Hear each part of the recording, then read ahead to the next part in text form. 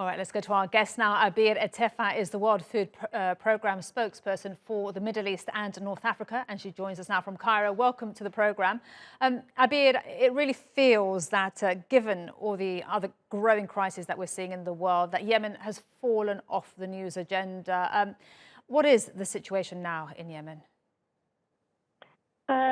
Definitely, Yemen looks like it's sliding off the news agenda. The causes of the hunger crisis in Yemen, they are complex, but the impact on the Yemenis is very clear. The levels of hunger are unprecedented and they're extremely high in Yemen. We have 2/3 of the population who are hungry and do not know where the next meal is coming from. There are areas in the country that are facing conflict, economic decline, and without peace, we cannot eliminate hunger from Yemen. If you look at the situation in Yemen, half the population, that's 16.2 million people, are facing acute hunger, with 5 million people who are just one step away from famine. Half of the children under 5, that's 2.3 million people, are at risk of malnutrition this year.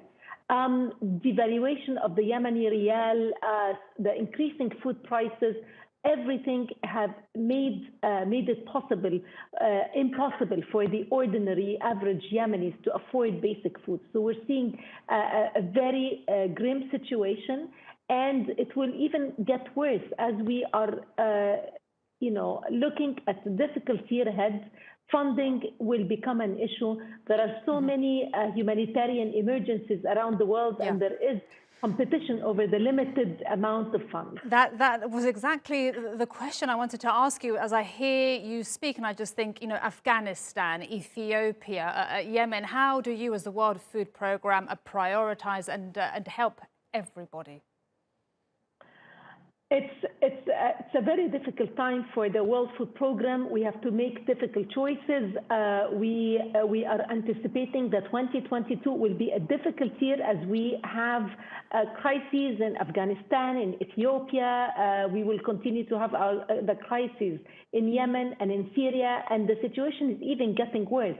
So the needs are increasing, and the level of funding and resourcing is not increasing. Yes, some of the donors have been incredibly generous, but we're getting to a point where it's not enough.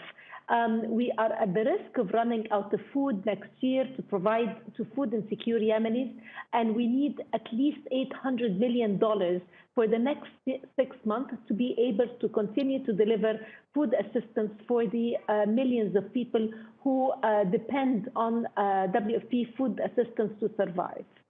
And Abeer, where is diplomacy at right now to stop the war in Yemen? It's a very difficult time. I think diplomacy is continuing by the United Nations team on the ground, but as we know, it's a complex political situation. And for us as humanitarians, all what we could do is to continue to help the people in Yemen and hope that the situation will get resolved very soon.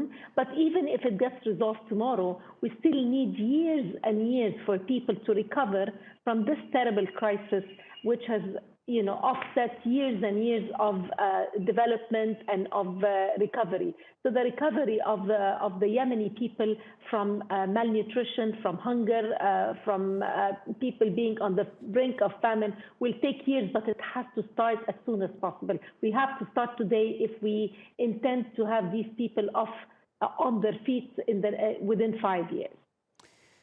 Abeer Etefa from the World Food Programme, thank you so much for speaking to us about what's happening in Yemen, and I wish you and your team good luck with your work.